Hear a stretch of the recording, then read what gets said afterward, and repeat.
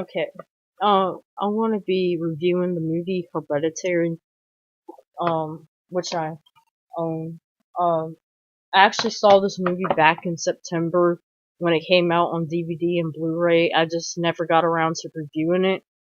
I didn't see it during its theatrical run, but I guarantee most people have seen this movie by now. It's one of those popular and divisive horror movies, those artistic horror movies that critics love to um love to give accolades to, and it divides a lot of horror fans. But I wanted to review it because I like the movie. It's just very confusing, and there's some aspects of it I do like and some I don't. But also, I read this article and I got into a discussion with someone on Facebook about um I posted a poll about with these two major horror movies that a lot of are artsy horror movies that a lot of people don't consider horror movies. And the article was about that. It's like how should we consider these artsy highbrow type of movies horror movies, like, The Witch, Hereditary, The Babadook, It Comes at Night, etc. And a lot of people were very divided on it. And I was like, okay, well, I'm just gonna review the movie because, I just want to do. Anyways, but the basic plot of the movie is, this family, the grandmother dies in this family, and it kind of like leaves the family torn. Toni Collette's character, who is the mother of in the movie, but she's the daughter of the grandmother. She's kind of like conflicted about her mother's death because of events in her childhood. The younger daughter, Charlie, she's like more attached to the grandmother because the grandmother, had more of a connection with her. So she's kind of more upset about it. Then there's the older son, Peter, he's a teenager. He doesn't really care because he didn't really have that deep connection to her, and he's more like a stoner and stuff. And then there's the dad, who's played by Gabriel Burns. He's just more of like a stoic, normal, like a normal father thing, but he doesn't really care either. He's just there to support the family kind of thing. So, so the movie progresses, and like right after that incident happened, a lot of weird stuff starts going on. Like, the younger daughter is like kind of a weird child. Like, she cuts the heads off of dead birds, and she's very weird. She does this clucking noise. She goes like that. She's kind of a loner. She don't really, uh, she don't really socialize and have friends.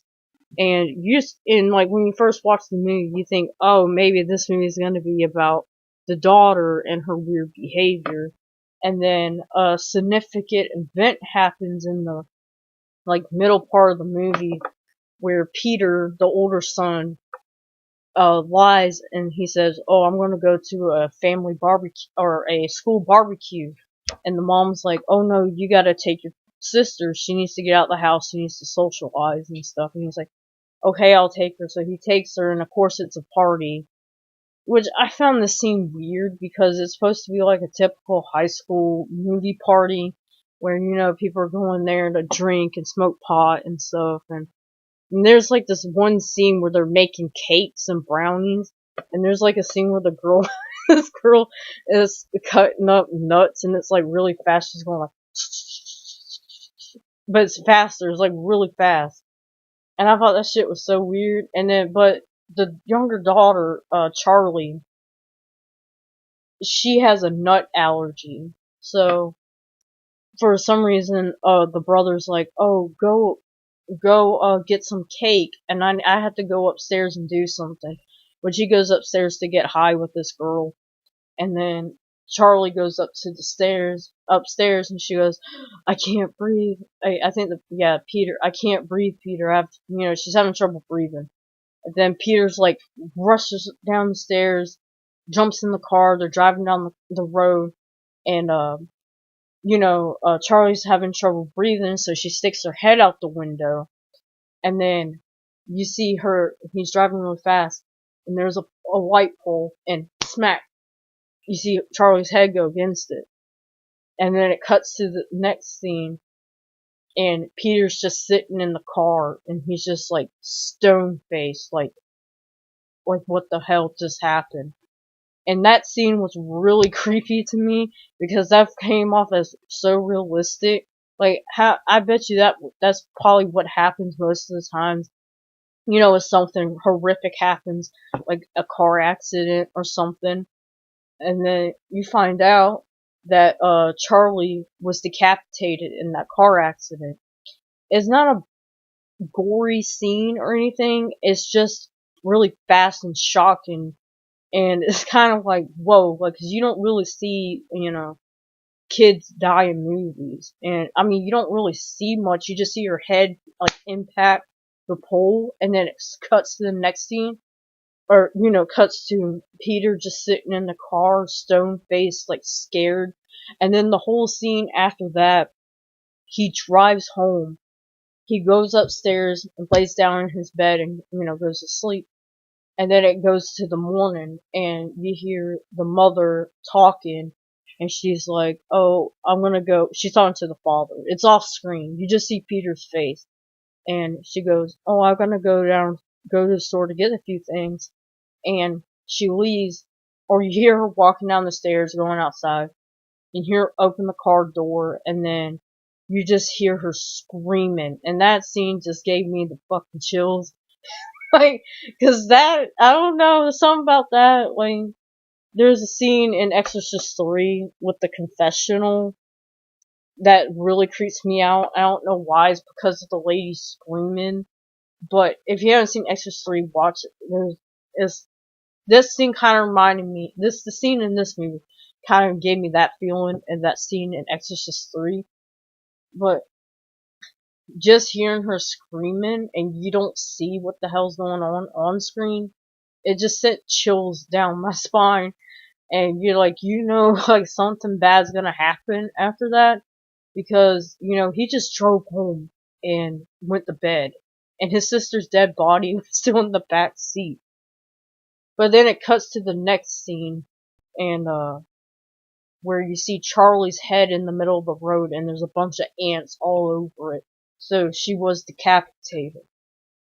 And then the rest of the movie, there's like a lot of weird stuff going on, in which I forgot to mention, like, after the grandma's death, like before Charlie dies, she starts seeing like this weird light from the tree house, and she sees like a older lady, or like some older people, like standing across the street staring at her and stuff.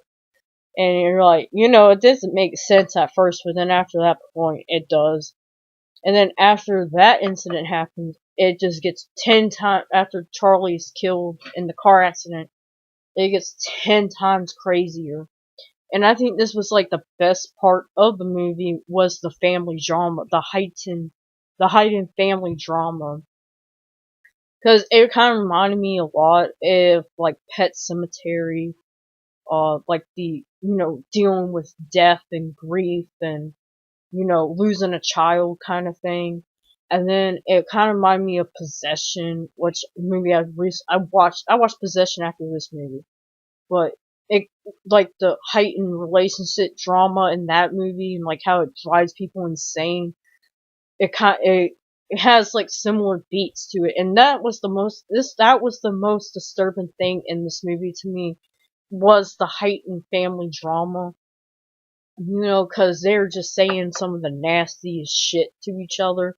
And it doesn't start out like that before, like, it's just like slowly building and building. And it's between the son and the mother. And there's this great dinner scene where she just goes off on the son. Because the son's like, why don't you look at me? Why won't you talk to me? I know you're mad at me and stuff. And she just goes off on him. Basically saying that he was responsible for Charlie's death. Which later on in the movie, yeah, like before, I was like, yeah, you are responsible for it because you're, I understand, like, he was trying to get her to the hospital and stuff, but he was high and driving too fast and caused the accident. But of course, that's not what happened when you find out later on. And she's basically saying, like, he doesn't take responsibility for his actions, and he's basically caused Charlie's death, and he's not making it any better because all he does is mope around. And then a bunch of weird stuff starts happening to Peter in the movie. And then you find out that there's actually a cult after him, like a satanic cult that purposely killed Charlie in the car accident, because when you go back, there's actually one of their little there's symbols on the pole. So she was, like, I guess, fated to die when she hit the pole. And I don't know, that's what the thing that kind of disappointed me about this movie was, like, I knew it was a horror movie, so something crazy was gonna happen. But I thought it was going to be kind of like It Comes at Night, where, the tension between the two families just ramp up, and ramp up, where it finally breaks. Like, the paranoia gets so bad that they actually kill each other. That's what I thought it was gonna kind of be like, or try to kill each other. But no, it's a satanic cult that's doing it to them. And I was like, I'm still kind of iffy on that, because I like the whole family, the heightened, family drama and all that, and the themes about death and grief, and how to process that, and how it affects other affects family members and stuff, and it really sometimes brings out negative emotions about other family members. But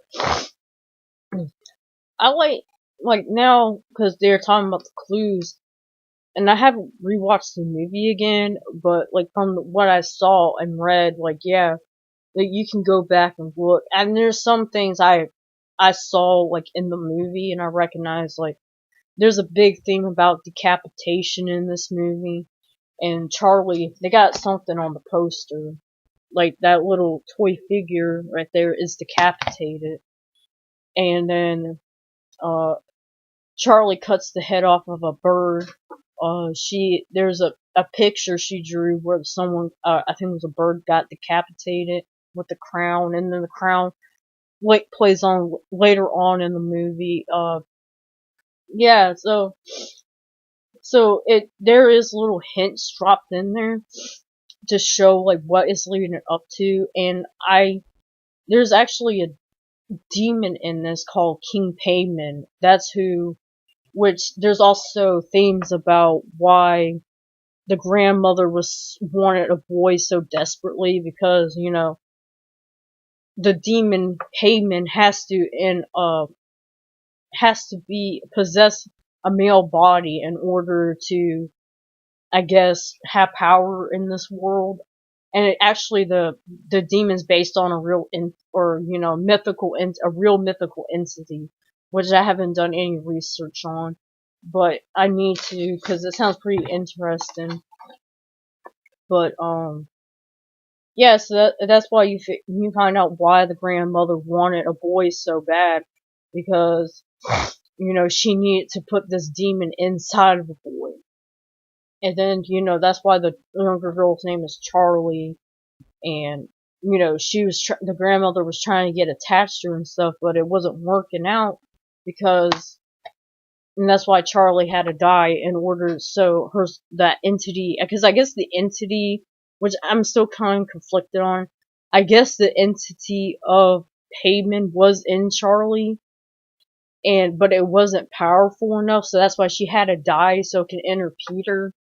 because at the end of the movie, when all hell breaks loose, and you see that big scene, which I love. I like the scene. I mean, it's a really creepy ass scene, and that statue is like one of the creepiest statues in a movie I've ever seen in a while. The King Payman statue at the end. But I guess whenever all hell breaks loose, Peter's trying to escape from his mom because his mom got possessed. Um, and he falls out the window. I guess Charlie, this Payman spirit, entered him because when he goes into the treehouse, they're talking to him. They're calling him Charlie, and he's reacting to him. So yeah, it's a weird movie. But I am still kind of confused on certain aspects of it, like the whole the demon thing with the King Payman, and like, was Payman in Charlie, and did the demon go into Peter later on in the movie, or what? I don't know, but I still like the movie. I really like the family drama aspect to it. It was like the most disturbing thing to me in the whole movie, besides the decapitation scene, and then with the daughter Charlie, and then the King Payman statue. But anyways, yeah. Uh, I don't know if anyone wants to discuss it, but you can leave it in the comments if you want. It's definitely like one of those movies like you gotta watch like a few times, like I said, in order to understand what the hell's going on. But anyways, that's my review.